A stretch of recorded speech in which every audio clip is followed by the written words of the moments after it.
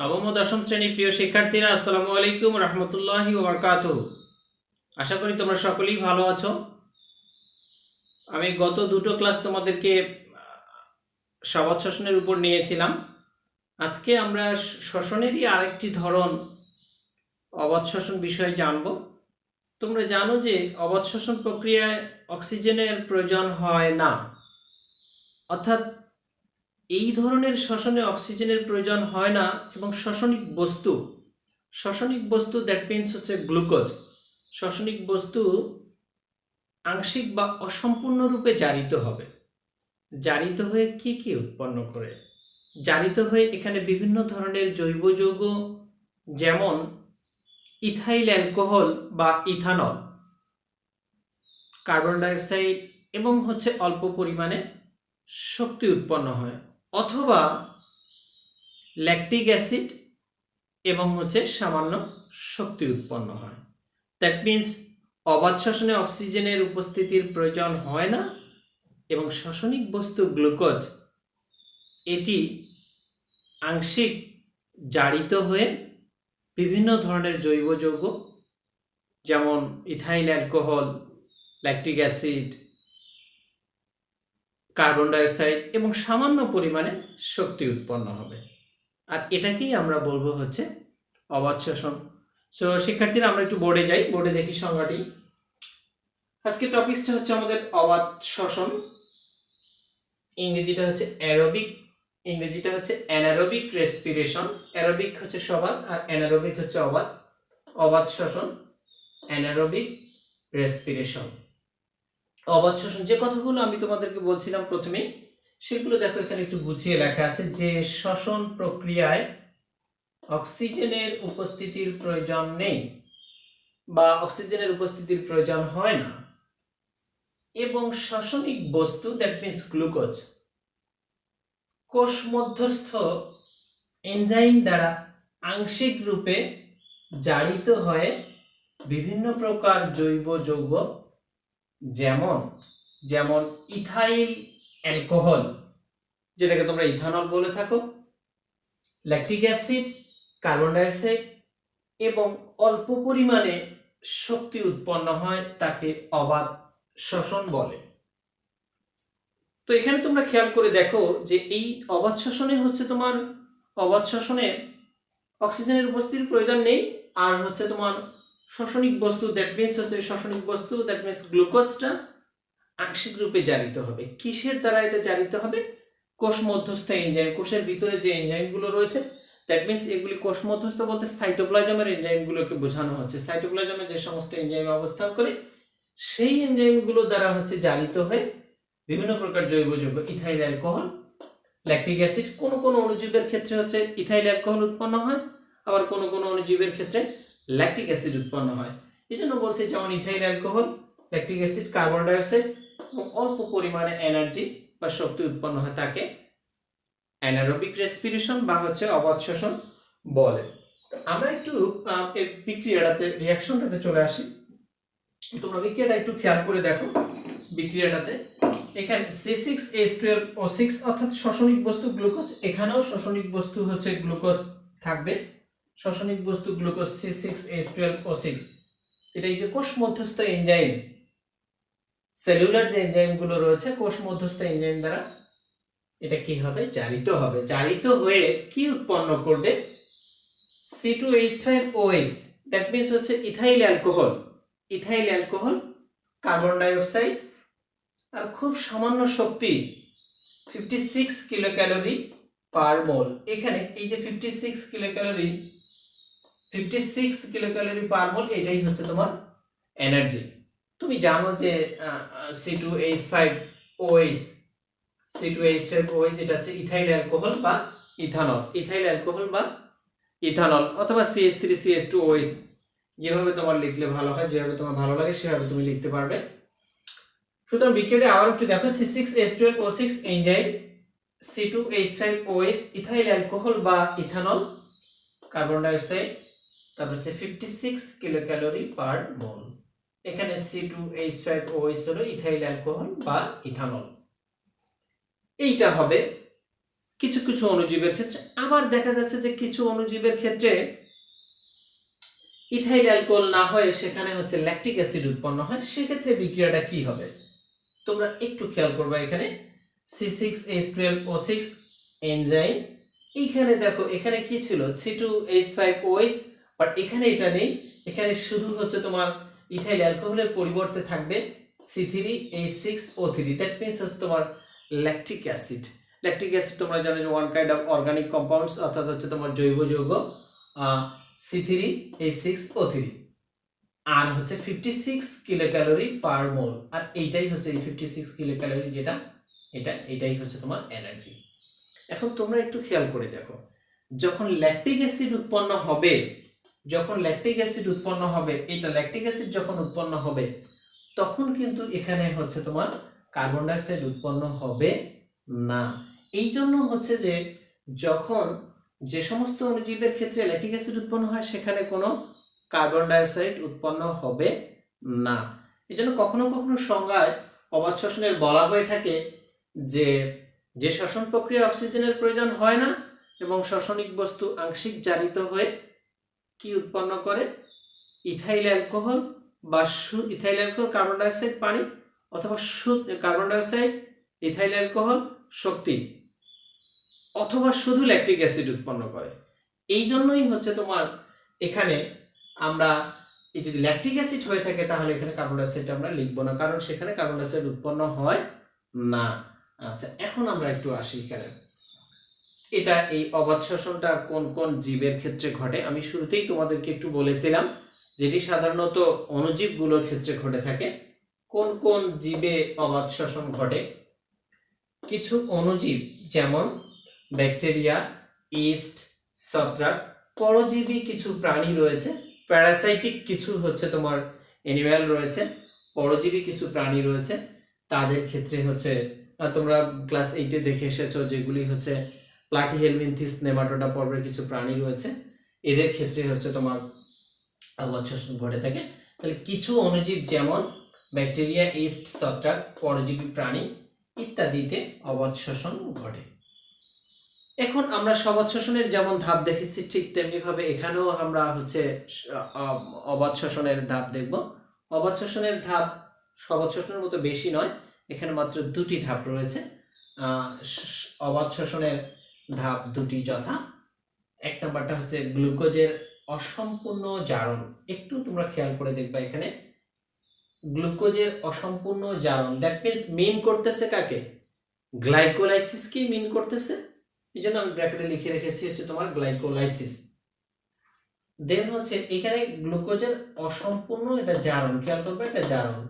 আর এখানে হচ্ছে তোমার দুই নম্বর ধাপটা হচ্ছে বা দুই নম্বর পর্যায়টা হচ্ছে পাইরুভিক অ্যাসিডের অসম্পূর্ণ বিজারণ, দ্যাট মিন্স গ্লুকোজের হবে জারণ এবং পাইরুভিক অ্যাসিডের হবে বিজারণ। তো আমরা এখন হচ্ছে এই দুইটা ধাপের মধ্যে যাব, এই দুটো ধাপে কি হয়। আর প্রথম ধাপটা তোমাদের জানা আছে, আমি তোমাদের সবাধ শ্বসন পড়ানোর সময় সেখানেই বলেছিলাম, সেখানে বলেছিলাম যে সবাধ এবং গ্লাইকোলাইসিস সবাধ অবাধ উভয় প্রকার শ্বসনেরই প্রথম ধাপ, গ্লাইকোলাইসিস সবাধ অবাধ উভয় প্রকার শ্বসনেরই প্রথম ধাপ। সুতরাং এখানেও হচ্ছে যেটি হচ্ছে তোমার গ্লুকোজের অসম্পূর্ণ জারণ, সেটাই হচ্ছে তোমার গ্লাইকোলাইসিস। অর্থাৎ এক নাম্বার ধাপটা গ্লুকোজের অসম্পূর্ণ জারণ, এইটা মিন্স হচ্ছে এটা কাকে মিন করতেছে, এটি গ্লাইকোলাইসিস কে বোঝাচ্ছে, গ্লাইকোলাইসিস। আচ্ছা, এখন এখানে একটু সংজ্ঞাটা আসি, আমি সংজ্ঞাটা তোমাদের জানা রয়েছে, তারপর আমি একটু রিভিউ দিয়ে নিব। এখানে আমরা কি বলবো যে গ্লাইকোলাইসিস ধাপটার ক্ষেত্রে অর্থাৎ গ্লুকোজের অসম্পূর্ণ জারণটা কি। গ্লুকোজের অসম্পূর্ণ জারণ, এইখানে আমরা সংজ্ঞাটুকু একটা কথা শুধু চেঞ্জ করব এখানে সামান্য, যে প্রক্রিয়ায় এক অণু গ্লুকোজ বিভিন্ন রাসায়নিক বিক্রিয়ায় অসম্পূর্ণ রূপে বা আংশিক রূপে জারিত হয়ে দুই অণু পাইরুভিক অ্যাসিড উৎপন্ন করে তাকে গ্লাইকোলাইসিস বলে। এখন সবাত শ্বসনের ক্ষেত্রে এই সংজ্ঞাটিকে আমি বলেছিলাম যে প্রক্রিয়ায় অ্যাগোনোগ্লুকোজ বিভিন্ন রাসায়নিক বিক্রিয়ায় জারিত হয়ে সম্পূর্ণরূপে জারিত হয়ে এখানে কথাটা ইউজ করেছিলাম। এখানে জাস্ট তুমি শুধু বলবে যে প্রক্রিয়ায় অ্যাগোনোগ্লুকোজ বিভিন্ন রাসায়নিক বিক্রিয়ায় অসম্পূর্ণরূপে বা আংশিক রূপে জারিত হয়ে 2 অণু পাইরুভিক অ্যাসিড উৎপন্ন হয় তাকে হচ্ছে গ্লাইকোলাইসিস বলে। এখানে কি হবে এই ধাপটা আমরা একটু দেখে নিই। অর্থাৎ C6H12O6 অ্যাগোনোগ্লুকোজ, এটা অ্যাগোনোগ্লুকোজ বিভিন্ন রাসায়নিক বিক্রিয়া কি হবে, জারিত হয়ে কি উৎপন্ন করবে, C3H4O3, দ্যাট মিন্স হচ্ছে তোমার পাইরুভিক অ্যাসিড। এখন তুমি একটা জিনিস এখানে খেয়াল করে দেখো যে এখানে এটা আমি এই সবাত শ্বসনের গ্লাইকোলাইসিস ধাপের ক্ষেত্রে লিখেছিলাম, এখনো লিখলাম C6H12O6 অ্যাগোনোগ্লুকোজ বিভিন্ন রাসায়নিক বিক্রিয়া জারিত হয়ে 2 অণু পাইরুভিক অ্যাসিড উৎপন্ন করেছে, সুতরাং 2 অণু। এখানে একটা কথা হবে, ওখানে আমি লিখেছিলাম যে জারিত, এখানে হচ্ছে আংশিক জারিত হয়ে।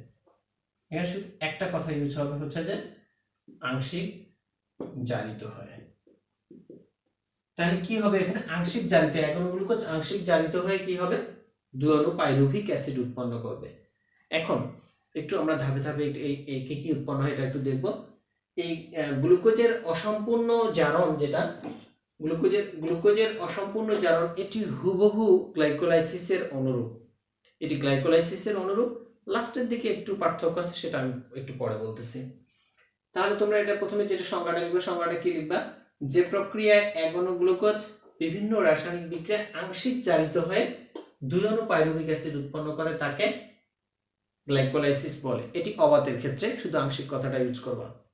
ওকে, এই প্রক্রিয়া কি হয়, এই গ্লাইকোলাইসিস বা হচ্ছে গ্লুকোজের অসম্পূর্ণ জারণে প্রথমে 4 অণু এটিপি উৎপন্ন হয়। গ্লাইকোলাইসিসের অনুরূপ প্রথমে 4 অণু এটিপি উৎপন্ন হয়। এই 4 অণু এটিপি এর মধ্যে 2 অণু এটিপি খরচ হয়ে যায়, তাহলে নেট উৎপাদন থাকে 2 এটিপি।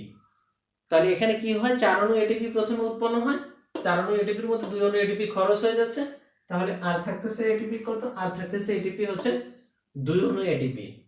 আর এখানে উৎপন্ন হয় হচ্ছে তোমার 2 অণু NADH2 উৎপন্ন হয়। 2 অণু কি হয়, NADH2 উৎপন্ন হয়, 2 অণু NADH2 উৎপন্ন হয়। এখন একটু দেখো, 2 অণু NADH2 উৎপন্ন হয়। আমি এখানে সত্যিটা NADH2 দেখাবো না, কারণ হচ্ছে যে এই NADH2 টা বিক্রিয়া ব্যয় হয়ে যায়, যার কারণে আমার ওটা এটিপিতে আর যাচ্ছে না। তাহলে এখানে 4 অণু এটিপির মধ্যে 2 অণু এটিপি খরচ হয়েছে, আর থাকছে কয় অণু, 2 অণু। আর হচ্ছে তোমার 2 অণু NADH2 উৎপন্ন হয়। আর এই গ্লাইকোলাইসিস বা গ্লুকোজের অসম্পূর্ণ জারণ বা গ্লাইকোলাইসিস, এই প্রক্রিয়াটি কোষের কোথায় সংঘটিত হয়, কোষের সাইটোপ্লাজমে সংঘটিত হয়। এই প্রক্রিয়ায় অক্সিজেনের প্রয়োজন নেই, যার কারণে এটি সবাত অবাত উভয় প্রকার শ্বসনেরই প্রথম ধাপ।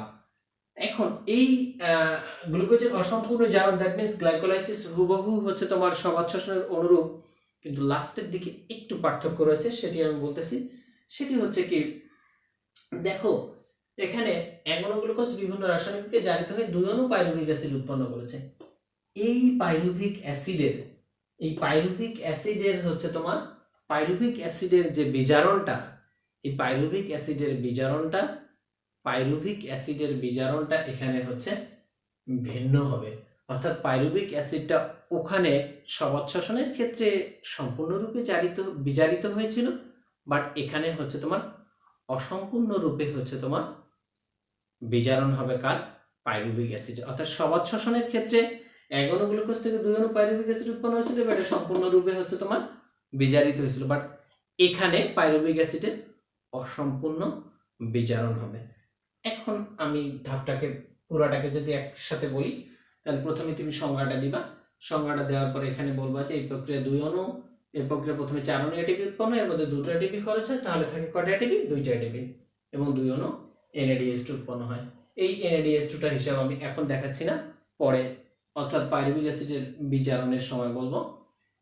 আর এই ধাপের বিক্রিয়াগুলি কোষের সাইটোপ্লাজমে সংঘটিত হয়, এটি সবাত অবাত উভয় প্রকার শ্বসনের প্রথম ধাপ। এখন আমরা যাব হচ্ছে দ্বিতীয় ধাপটাতে যাব। দ্বিতীয় ধাপটা হচ্ছে তোমার পাইরুভিক অ্যাসিডের অসম্পূর্ণ বিজারণ। এই ধাপটা তোমাদের কাছে একেবারেই নতুন। পাইরুভিক অ্যাসিডের অসম্পূর্ণ, যেহেতু ধাপটি তোমাদের কাছে একেবারে নতুন, একটু খেয়াল করতে হবে তোমাদের। পাইরুভিক অ্যাসিডের অসম্পূর্ণ বিজারণ, এখানে কি হবে? পাইরুভিক অ্যাসিডের অসম্পূর্ণ বিজারণ, তোমরা জানো যে এই অবাত শ্বসনটা হচ্ছে সাইটোপ্লাজমের মধ্যে সংঘটিত হয়। অবাত শ্বসনটা হচ্ছে সাইটোপ্লাজমের মধ্যে সংঘটিত হয়। কারণ এই অবাত শ্বসনের এখানে আমরা গ্লাইকোলাইসিস থেকে পেলাম হচ্ছে 1 অণু গ্লুকোজ থেকে 2 অণু পাইরুভিক অ্যাসিড পেলাম। এই 2 অণু পাইরুভিক অ্যাসিড এখানে আসবে কোষের সাইটোপ্লাজমে অবস্থিত, কোষের সাইটোপ্লাজমে অবস্থিত 2 অণু পাইরুভিক অ্যাসিড, 2 অণু পাইরুভিক অ্যাসিড এনজাইমের সহায়তায় অসম্পূর্ণরূপে জারিত হয়। অসম্পূর্ণরূপে জারিত হয়ে কি উৎপন্ন করবে? অসম্পূর্ণরূপে জারিত হয়ে সে হচ্ছে তোমার ইথাইল অ্যালকোহল বা ইথানল, কার্বন ডাইঅক্সাইড এবং হচ্ছে তোমার সামান্য শক্তি উৎপন্ন করবে, অথবা শুধু ল্যাকটিক অ্যাসিড উৎপন্ন করবে। তাহলে আমরা পাইরুভিক অ্যাসিডের অসম্পূর্ণ বিজারণে কি লিখব? পরীক্ষার সময় তোমার খাতায় যেটা লিখবা সেটা লিখবা যে কোষের সাইটোপ্লাজমে অবস্থিত বিভিন্ন এনজাইমের সহায়তায় পাইরুভিক অ্যাসিড, কোষের সাইটোপ্লাজমে অবস্থিত বিভিন্ন এনজাইমের সহায়তায় পাইরুভিক অ্যাসিড অসম্পূর্ণরূপে জারিত হয়ে ইথাইল অ্যালকোহল বা ল্যাকটিক অ্যাসিড উৎপন্ন হয়। ইথাইল অ্যালকোহল বা ল্যাকটিক অ্যাসিড উৎপন্ন হয়। আমি আবারও বলছি, তোমরা কি লিখবা? কোষের সাইটোপ্লাজমে অবস্থিত বিভিন্ন এনজাইমের সহায়তায় গ্লাইকোলাইসিস থেকে প্রাপ্ত 2 অণু পাইরুভিক অ্যাসিড অসম্পূর্ণরূপে জারিত হয়ে 2 অণু পাইরুভিক অ্যাসিড অসম্পূর্ণরূপে জারিত হয়ে ইথাইল অ্যালকোহল বা ল্যাকটিক অ্যাসিড উৎপন্ন করে। বিক্রিয়া আমরা যদি একটু যাই তাহলে একটু দেখো, এখানে আমরা গ্লাইকোলাইসিস থেকে কি পেলাম, অর্থাৎ 2 নম্বর ধাপটা এটা, গ্লাইকোলাইসিস থেকে পেয়েছি 2 অণু পাইরুভিক অ্যাসিড। তাহলে আমি এখানে দেখাই একটু, তোমরা বিক্রিয়াটা খেয়াল করো। C3H4O3 এটা কোন এনজাইমের সহায়তায় হচ্ছে তোমার বিচারিত হবে? ডিহাইড্রোজিনেস এনজাইমের কার্যকারিতায়। ডিহাইড্রোজিনেস, DEHYDRO, এটা DRO, এটা হচ্ছে ডি, কিন্তু এটা DRO, ডিহাইড্রোজিনেস এনজাইমের সহায়তায় বিজারিত হয়ে কি উৎপন্ন করবে? ডিহাইড্রোজিনেস এনজাইম থাকলেই তোমরা বুঝবা যে বিজারণ হবে কোনো কিছু। বিজারিত হয়ে এখানে উৎপন্ন করবে হচ্ছে তোমার ইথাইল অ্যালকোহল, CH3CH2OH, এটি হচ্ছে ইথাইল অ্যালকোহল। তুমি জানো এটার নাম হচ্ছে ইথাইল অ্যালকোহল। অথবা অন্য বিভিন্ন এক এক অণুজীবের ক্ষেত্রে এক একটা উৎপন্ন হয়।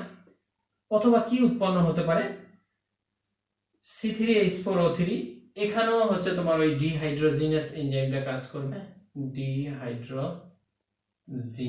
ডিহাইড্রোজিনেস এনজাইমের কার্যকারিতায় এখানে উৎপন্ন হবে কি? ল্যাকটিক অ্যাসিড উৎপন্ন হবে। এখানে উৎপন্ন হবে ল্যাকটিক অ্যাসিড। তোমরা জানো যে এটা এক ধরনের হচ্ছে অর্গানিক অ্যাসিড, অর্থাৎ এক ধরনের হচ্ছে জৈব অ্যাসিড। তাহলে তুমি একটু খেয়াল করে দেখো, এখানে হচ্ছে তোমার কি কি উৎপন্ন হলে পাইরুভিক অ্যাসিড থেকে হচ্ছে তোমার এই পাইরুভিক অ্যাসিডটা থেকে উৎপন্ন হলো ল্যাকটিক অ্যাসিড। কোন অণুজীবের ক্ষেত্রে এটা উৎপন্ন হয়? কোন অণুজীবের ক্ষেত্রে ল্যাক্টোব্যাসিলাস, যে সমস্ত ব্যাকটেরিয়া রয়েছে ল্যাক্টোব্যাসিলাস, তাদের ক্ষেত্রে সাধারণত হচ্ছে ল্যাকটিক অ্যাসিডটা উৎপন্ন হয়। আর অন্যান্য অণুজীবের ক্ষেত্রে হচ্ছে তোমার ইথাইল অ্যালকোহল বা ইথানল উৎপন্ন হয়। এখন এখানে আমি একটু বলবো যে তোমরা সবসময় খেয়াল করে দেখো যে হচ্ছে অবাত শ্বসনে কয়টি এটিপি উৎপন্ন হয়? তো আনসার হচ্ছে অবাত শ্বসনে 2টি এটিপি উৎপন্ন হয়। কিভাবে 2টি এটিপি উৎপন্ন হয়? একটু পিছনের দিকে আমরা যাই। আমি একটু আগে তোমাদের বলছিলাম যে গ্লাইকোলাইসিস প্রক্রিয়া, গ্লাইকোলাইসিসে কয়টা এটিপি উৎপন্ন হয়েছিল? প্রথমে 4টা এটিপি উৎপন্ন হয়েছিল, 4টার মধ্যে 2টা এটিপি খরচ হয়েছিল, সুতরাং নেট উৎপাদন হচ্ছে এখানে 2 এটিপি। আর 2 অণু NADH2 যে উৎপন্ন হয়েছিল, এই 2 অণু NADH2 এখানে 2 অণু NADH2, ভালো করে তোমরা খেয়াল করবা, 2 অণু NADH2, এই 2 অণু NADH2 গ্লাইকোলাইসিস থেকে প্রাপ্ত 2 অণু NADH2 পাইরুভিক অ্যাসিডকে অসম্পূর্ণ জারণের সময়, পাইরুভিক অ্যাসিডকে অসম্পূর্ণ জারণের সময় এই 2 অণু পাইরুভিক অ্যাসিড এটার অসম্পূর্ণ জারণের সময় NADH2টা, এই NADH2টা হচ্ছে তোমার, এটা তোমরা জানো যে NADH2টা এটা একটা বিজারিত যৌগ, NADH2টা এখানে হচ্ছে জারিত হবে, NADH2টা জারিত হয়ে কি কি উৎপন্ন করবে? NADH2টা জারিত হয়ে হচ্ছে তোমার ইলেকট্রন, প্রোটন এবং শক্তি উৎপন্ন করবে, আর এই যে শক্তিটা, এই শক্তিটা হচ্ছে এই বিক্রিয়াগুলোতে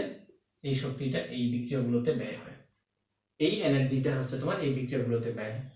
সুতরাং ওখানে আমরা যে 2টা NADH2 পাই গ্লাইকোলাইসিসে, এই গ্লাইকোলাইসিসে যে 2টা NADH2 আমরা পেয়েছিলাম, ওই 2টা NADH2 এই পাইরুভিক অ্যাসিডের অসম্পূর্ণ বিজারণে ব্যয় হয়ে যায়, যার কারণে এখানে নেট উৎপাদন থাকে হচ্ছে 2 ATP।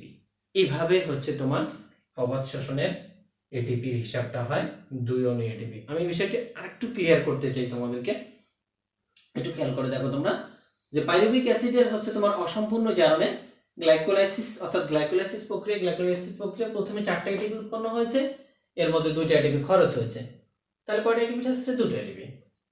আর এখানে কি উৎপন্ন হয়েছিল? আর 2 অণু NADH2 উৎপন্ন হয়েছিল। এই 2 অণু NADH2 পাইরুভিক অ্যাসিডের অসম্পূর্ণ বিজারণে এটা হচ্ছে 2 অণু NADH2টা জারিত হবে।